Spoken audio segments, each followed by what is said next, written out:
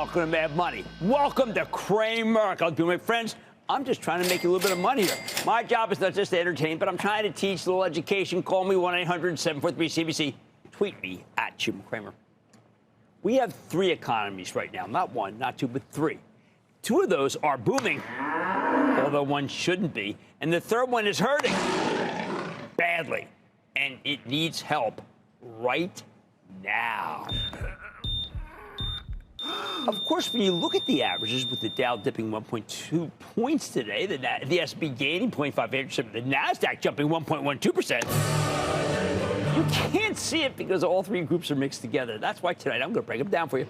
The first and the most exciting is everything connected to artificial intelligence in the data center. We are constantly being told that this is a bubble, an accident waiting to happen. Ever since the launch of ChatGPT in late 2022, the data center's build-out's been responsible for 75% of the S&P 500 returns, 80% of its earnings growth, 90% of capital spending growth. Thank you, Michael Semblus, chairman of market and investment strategy for J.P. Morgan Asset and Wealth Management, for calculating those for us.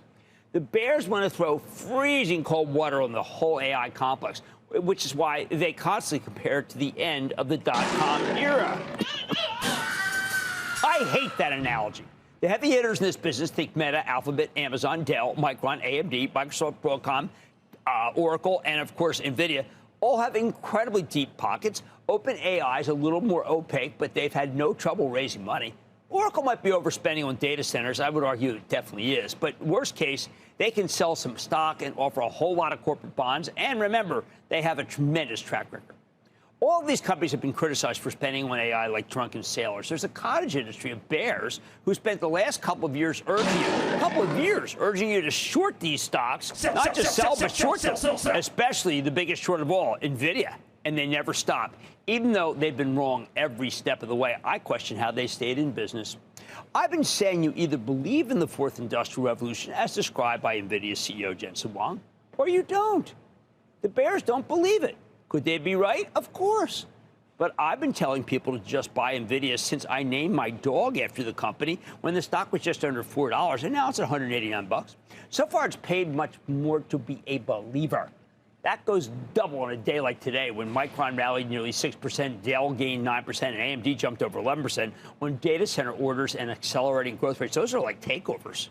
As for the comparison with the dot-com collapse, most of the companies that went under back then had no earnings and little revenue. And a lot of them were dishonest. Their stocks traded on page views. Nearly everyone involved with the AI data center story makes real money. There's no real basis for comparison.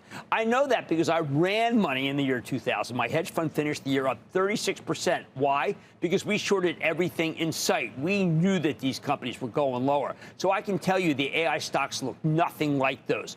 I know one when I see one. Those had no earnings, very little sales, and bad balance sheets. The second economy. That's the so-called real economy, which is kind of not so hot.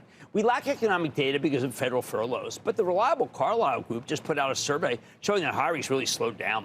We know from street research that freight has just gotten softer, a great indicator of the future. FedEx caught a downgrade. Housing has slowed as mortgage applications have gotten weak, even as interest rates have come down. Retail sales are not great, especially if they're related to housing, and much are.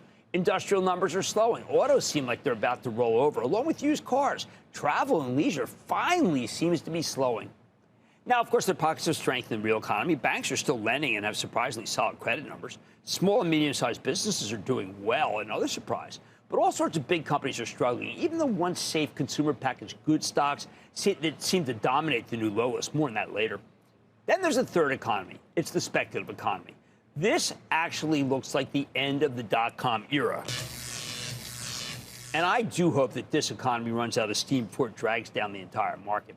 The bears love to invoke the year 2000 to condemn the AI stocks, but like I explained earlier, the AI stocks have very little in common with the hundreds of dot-coms that got wiped out back then. Instead, it's the speculative stocks that remind me of the dot-com era, a group of companies with no earnings to speak of that need to raise money to stay afloat. Now, we see these in nuclear power, or crypto, or quantum computing stocks. These have all been bid up furiously by retail investors. Stocks like Oklo or Rigetti Computing, I think they're too high. That's the fault of retail, though. I fear we're at the cusp of some gigantic equity offerings for some kinds of these companies. We got one on Monday from an also-ran quantum company called Quantum Computing, and another one today from Joby Aviation, the flying car company. It offered 30.5 million shares of new stock at 16.85 per share. It closed up from the deal 17.37. But way down from the nearly $19 price of yesterday's close. That's brutal and very 2000-ish. These speculative companies will all need institutional money, but because their stocks roared on no real volume thanks to retail buyers, the big institutions won't want to touch them unless they're offered at big discounts. And even then, don't count on them to hang on to their stock for long. They'll be banging them out, making a buck here and a buck there. I think that this speculative part of the economy needs to run out of gas. It needs to burn off the froth. I wish the bears would just go after these names instead of constantly harking on NVIDIA or now AMD. I mean, come on. Sure, there's gold up on a spike of calamitous buying. I'm the wrong guy to say it's a red flag, though, as I've been a gold bug for decades, and to me, it's finally going to where it has to go. Scarcity of gold, abundance of federal debt, say it all. Stick around. We're going to hear from Agnico Eagle, my favorite gold miner, later in the show. Putting it all together, the first economy, AI, is the fourth industrial revolution. And while there might be periodic overbuilds, previous industrial revolutions tended to burn out only when there was too much debt layered on. That's what happened to the railroads in the 19th century. People started laying track everywhere using borrowed money. Most of these companies went under. That's when you need to start worrying. But the hyperscalers, except for Oracle, have so much cash, there's nothing to be concerned about at this point. The second economy, the real economy, needs multiple rate cuts, definitely, to save it. Because employment may be running on empty for all we know. The third economy, other than Palantir, which actually has earnings but is incredibly overvalued, although I think it can still go higher, this speculative cohort has to be stopped before its froth overwhelms everything else. I want the bears to direct their wrath and ire on these stocks, not the companies with great balance sheets and very long-term records of tracks of success that seem to be ignored entirely. Here's the bottom line. If these speculative stocks that are the real bubbles, not the AI plays, yet you never know, if you listen to the bears, they conflate them all. As I say in How to Make Money in Any Market, these people aren't there to help you anyway. So please, stop taking them so darn seriously. Let's go to Josh in Vermont. Please, Josh. Hey, Jim. I just wanted to start off by thanking you for giving me the confidence to divest from my mutual fund holdings. Well, thank you. Thank you. Now, remember, I do think that 50% of your money should be put in index funds and only 50, and then 50% stocks. I am a little more conservative with that, but I want you to take control of your money. Absolutely. Great. Yeah. No, it's definitely turned it into a much higher performing portfolio. Excellent. That's great, but let's not be greedy. Go ahead. How can I help? Yep. So with the recent pullback in Sportradar, I was looking to start a position. Do you think the rise in prediction markets is a threat to the fundamentals, or is it a good time to buy? No, I don't. I think that the fundamentals are good here. I do think that there's a general belief that I get now when I go out talking about my book that people feel that there's too much gambling, and that does have me worried because that's an existential threat. I don't think they can do much to it, but I'm hearing that chatter way too often. Thank you for the kind words. It's the speculative stocks that are the bubbles in this market, please, not the AI plays. But you wouldn't know if you listen to the bears. They want to take down the big guys, so they're leaving the small stuff that's going up way too much in retail buying alone. They're not helping us at all. Made money tonight. CoreWeave has bounced back in a big way over the past month on the heels of a flurry of great AI deals. And I'm checking in with the company CEO to see if there's more room to run.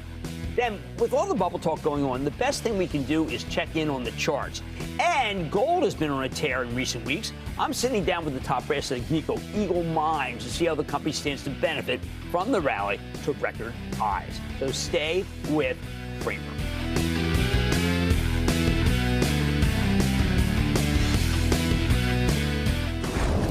Don't miss a second of Mad Money. Follow @Jim Cramer on X. Have a question? Tweet Cramer. #MadMentions. Send Jim an email to madmoney@cnbc.com or give us a call at 1-800-743-CNBC. Miss something? Head to madmoney.cnbc.com.